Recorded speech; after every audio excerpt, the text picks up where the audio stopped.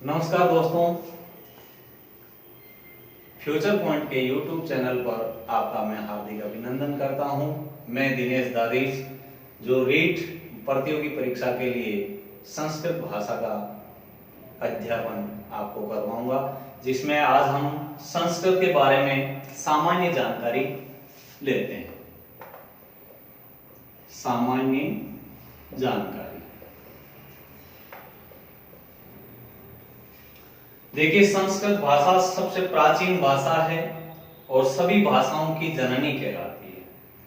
हम किसी भी भाषा को पढ़ने से पहले हमें उसके व्याकरण को जानना बहुत ही आवश्यक होता है। तो संस्कृत की सामान्य जानकारी में हम आज देखते हैं कि संस्कृत क्या है। संस्कृत के अंतर्गत 3 पुरुष होते हैं। संस्कृत भाषा में 3 पुरुष हैं: प्रथम पुरुष, मध्यम पुरुष और उत्तम पुरुष।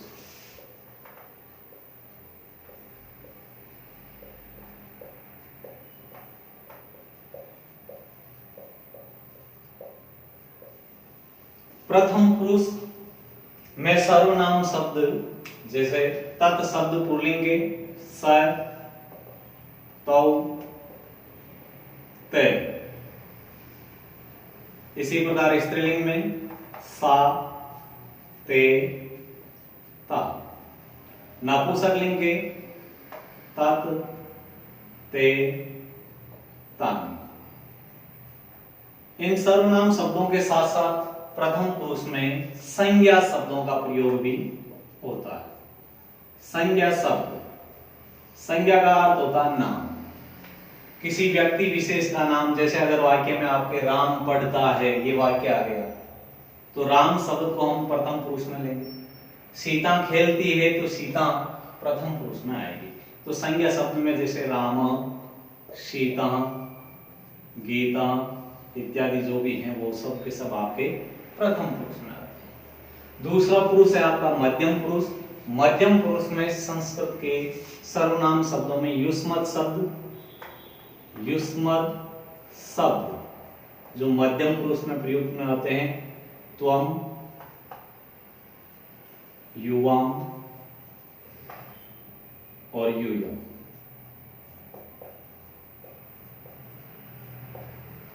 त्वम, युवाम, यूयम, इनका प्रयोग हम मध्यम पुरुष में करते हैं। उत्तम पुरुष जो अस्मत् सर्वनाम शब्द है, इसका प्रयोग हम उत्तम पुरुष में करते हैं। अहम, आवाम और वयम। से का शाब्दिक अर्थ वह एक वचन के लिए, तौ द्विवचन यानी कि वे दोनों, ते वे सब बहुवचन के लिए। क्योंकि संस्कृत में 3 पुरुष के साथ साथ वचन भी 3 होते हैं। संस्कृत में 3 वचन होते हैं। कौन कौन से? एक वचन, द्विवचन और बहुवचन। एक वचन एक ही व्यक्ति के लिए, एक व्यक्ति वस्तु स्थान जो भी है केवल एक के लिए एक वचन आता है। जिनकी संख्या 2 है उनके लिए द्विवचन आता है, और 3 या 3 से अधिक संख्याओं के लिए बहुवचन का प्रयोग किया जाता है। तो से जिसका शाब्दिक अर्थ वह है पुल्लिंग के लिए, तो वे दोनों और ते वे सब। इसी प्रकार से स्त्रीलिंग के लिए सा वह, ते वे दोनों, ता वे सब, तत् वह, ते वे दो, तानी वे सब। मूल रूप से ये एक वचन के लिए है, ये द्विवचन में आएगा और ये बहुवचन। इसी प्रकार से त्वम शब्द का शाब्दिक अर्थ तुम के लिए जो एक वचन है, युवाम तुम दोनों के लिए, और यूयम तुम सब के लिए। उत्तम पुरुष में अगर देखा जाए तो अहम शब्द मैं जो स्वयं के लिए होता है, आवाम हम दोनों के लिए है, और वयम हम सब के लिए है।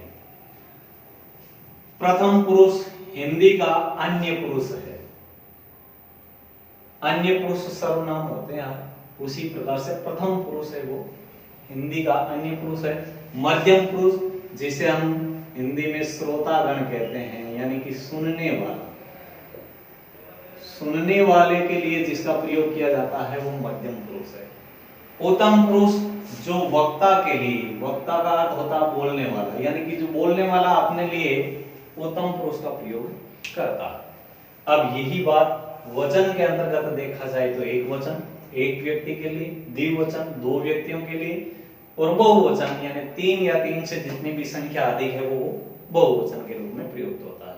संस्कृत में इन तीन पुरुष तीन वचन के साथ साथ तीन लिंग होती है।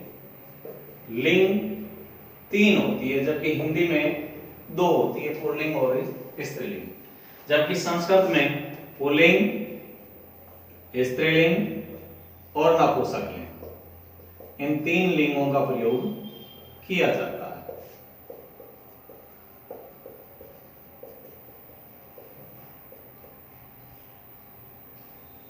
पुल्लिंग से तात्पर्य है कि वे शब्द जो पुरुष जाति का बोध कराते हैं, केवल पुरुष जाति का बोध कराने वाले शब्द पुल्लिंग होते हैं। स्त्री जाति का बोध कराने वाले शब्द स्त्रीलिंग होते हैं। और नपुंसकलिंग में यानी कि जड़ पदार्थ जो स्वयं गति नहीं करते हैं उनके लिए हम नपुंसकलिंग का प्रयोग करते हैं। जैसे एक मिनट देखिए आप वापस, पुरुष यानी कि जैसे राम, मोहन, सोहन, रमेश, सुरेश, दिनेश जो भी हैं वो पुरुष में। स्त्रीलिंग में रमा, सीता, गीता, राधा, ये आपके स्त्रीलिंग में आएंगे। नपुंसकलिंग में जैसे फल, पुस्तक, संस्कृत में इसे फलम पुस्तकम ये लिखते हैं। तो इस प्रकार से अगर देखा जाए तो संस्कृत की सामान्य जानकारी में तीन पुरुष तीन वचन और तीन लिंग। एक चीज ये याद रखना कि संस्कृत वाक्य जो भी है, आगे हम वाक्य पढ़ेंगे संस्कृत में, वाक्य शुद्धि के अंतर्गत विशेष रूप से ध्यान रखना है कि कर्ता जिस पुरुष जिस वचन का है तो क्रिया भी उसी पुरुष और उसी वचन की होती है, अन्यथा आपका पूरा का पूरा वाक्य गलत हो जाता है। अब जैसे आपने लट लगा यानी कि धातु रूपों में आप सबने पढ़ा है, जैसे पठ धातु के रूप हैं पठती, पढ़ते, पठंती, पठसी, पठत, पठत, पठानी, पठावे, पठावे। तो मूल रूप से प्रथम पुरुष के अंतर्गत हमने पढ़ा है पढ़ती, पढ़ते, पठंती। तो इसी प्रकार कर्ता हो जाएगा से, तो, ते।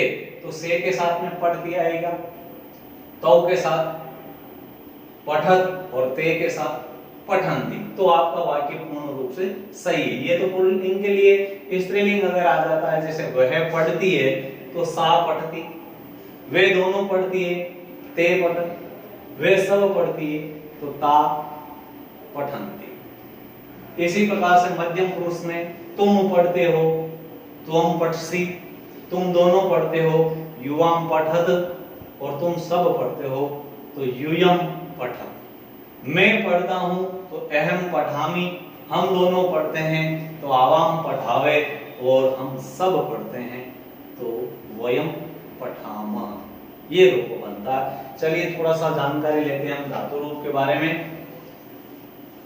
तीन पुरुष तीन वचन और तीन लिंग के बाद अगर देखा जाए तो संस्कृत में कुल धातुएं की संख्या बहुत ज्यादा है, जिन्हें 10 गणों में विभाजित किया जाता है। और धातु मूल रूप से 3 प्रकार की होती है।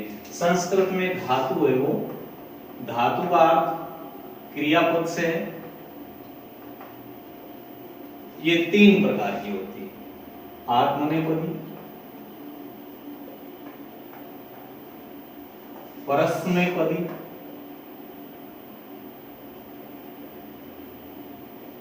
और उभयपदी।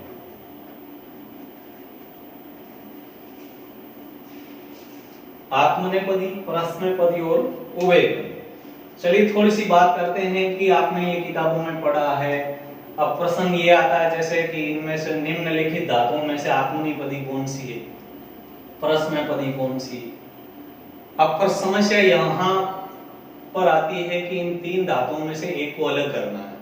तो उस धातु को अलग करने के लिए एक छोटा सा सटीक तरीका यह है कि आपको आत्मनेपदी अगर धातु का प्रयोग करना है, देख पूछा गया आत्मनेपदी कौन सी है, तो आत्मने का शब्द अर्थ होता है जिसे केवल और केवल खुद महसूस करने वाला, जैसे सेवा करना, इच्छा करना। सेव धातु है, इच्छ है, ये धातुएं हैं आपकी आत्मनेपदी।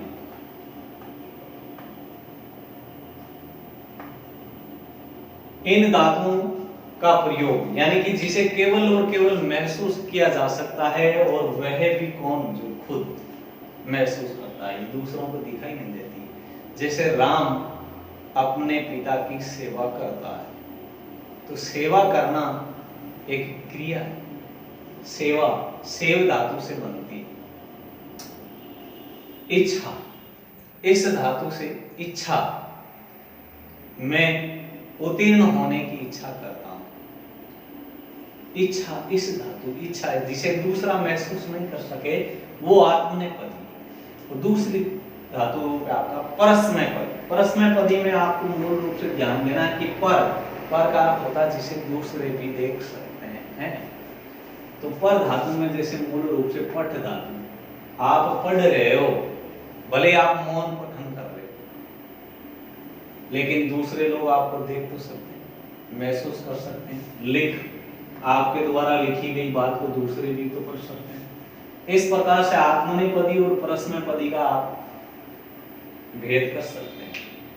तीसरी चीज है उभयपदी, यानी कि कुछ ऐसी धातुएं हैं जो आत्मनेपदी भी है और परस्मैपदी। इनका प्रयोग हम मूल रूप से वाच्य परिवर्तन में पढ़ेंगे, जहां पर आत्मनेपदी या उभयपदी इनका प्रयोग वाच्य परिवर्तन में आएगा, क्योंकि परस्मैपदी धातु है उसका आत्मनेपदी में बना, आत्मनेपदी का वापस परस्मैपदी में बनेगा, वो वाच्य परिवर्तन भी हम देखेंगे विस्तार से।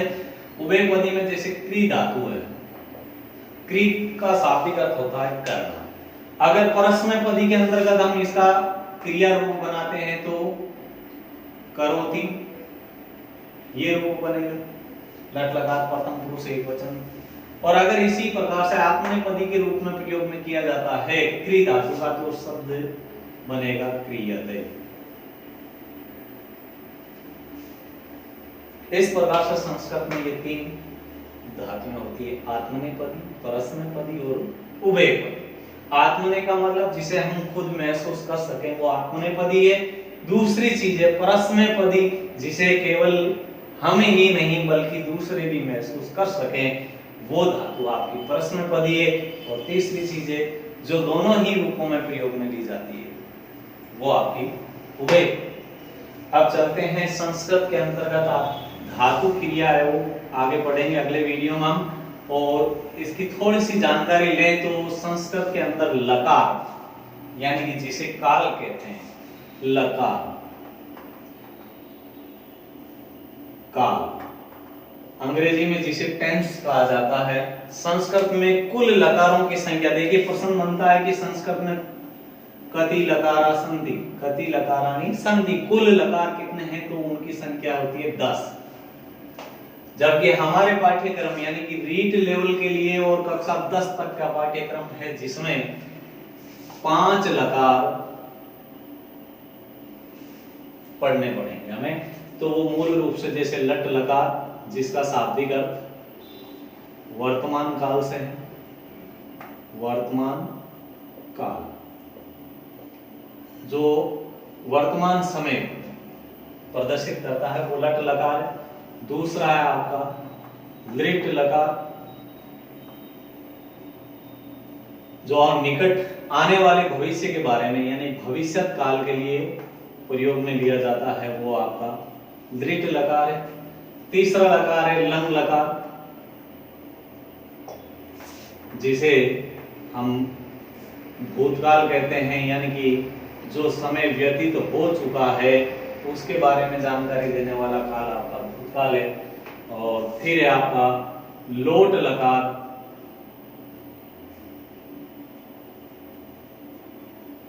जिसे आप आज्ञार्थक काल भी कहते हैं, आज्ञा देने के रूप में आज्ञार्थक काल का ख्याल आता है। और पांचवा है आपको विधि लिंग, विधि लिंग लकार जिसे चाहिए के अर्थ में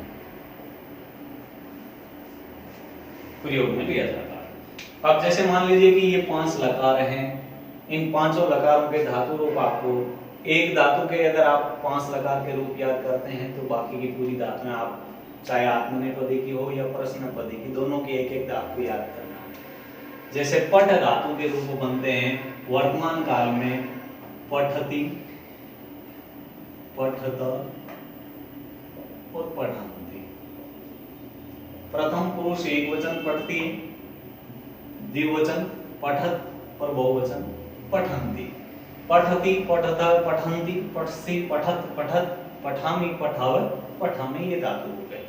इसी प्रकार दृत लकार का अगर हम देखते हैं तो ये पठ धातु के रूप बनेंगे। इसमें पठिष्यति, पठिष्यत, पठिष्यन्ति, ये रूप। लंग लकार के रूप में अगर हम देखते हैं तो एक अच्छी पहचान के लिए आप याद रखना कि लंग लकार में यानी धातु रूप में जिस धातु से पहले ए लगा हो, ए उपसर्ग का प्रयोग हो, वहां लकार आपका लंग लकार है। जैसे ए पठत, ए पठताम, ए पठन। तो ये ए धातु से ठीक पहले ए लगा हुआ है तो वो लकार कौन सा हो जाएगा आपका? लंग लकार, यानी जो भूतकाल के लिए। लोट लकार है जिसे आज्ञार्थक काल में पठतु, पठताम, पठन्तु, ये रूप इसमें चलते हैं। पठतु, पठताम, पठन्तु, पठ, पठतम, पठत, ये रूप चलेगा। और विधि लिंग लकार के लिए आपको पठेत, पठेताम, पठेयु के रूप में याद रखना। पठेत, पठेताम, पठेयु, ये आपकी प्रश्नपदी धातु है। अब जिस प्रकार से हमने सबसे पहले सर्वनाम शब्द पढ़े थे कि जैसे एक वचन में हमने पढ़ा था प्रथम पुरुष एक वचन में करता है